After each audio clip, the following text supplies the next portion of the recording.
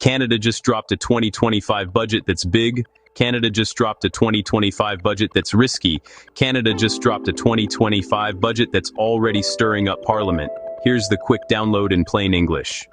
First, the headline number, a $78 billion deficit this year, easing to $65 billion next year. That's way higher than the $42 billion shortfall the previous Liberals signaled, and more than Conservatives said they'd support. How do they get there? Cuts. Bets. Cuts.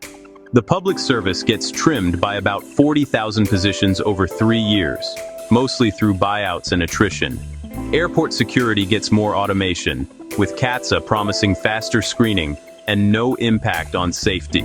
The government will even explore privatizing airports, also cut the underused housing tax, the luxury tax on boats, and private aircraft. The idea is to reduce CRA admin costs and simplify the framework. The NDP says that's a step in the wrong direction, but hasn't decided how it'll vote.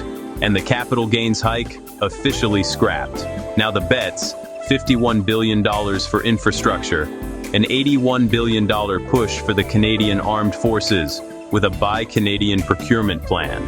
Plus, a huge pivot to business investment, a productivity super deduction that lets companies write off more of their new capital up front.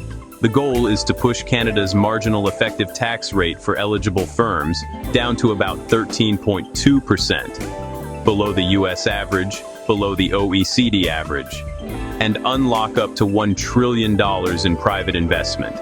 Immigration policy shifts too. Temporary residents, think students and some foreign workers, get cut by nearly 50%. The government's framing this as pressure relief on housing and services. On climate, there's a big turn. Ottawa says the oil and gas emissions cap would no longer be required if tougher methane rules and carbon capture scale up. Critics on the Bloc side, and some New Democrats, aren't buying it. Meanwhile, the budget backs clean electricity regulations to build out a national clean grid. Politically, this is already messy. Conservatives say the budget will drive up the cost of living, and they won't support it. The Bloc calls it a red conservative budget. The NDP will study it, and even hinted some MPs could abstain. But the seat math just shifted. Nova Scotia MP Chris d'Entremont crossed the floor to the Liberals on budget day. That means the minority government now needs only 2 opposition votes to survive the confidence vote. So what's the story here? This budget trades political capital for an investment push.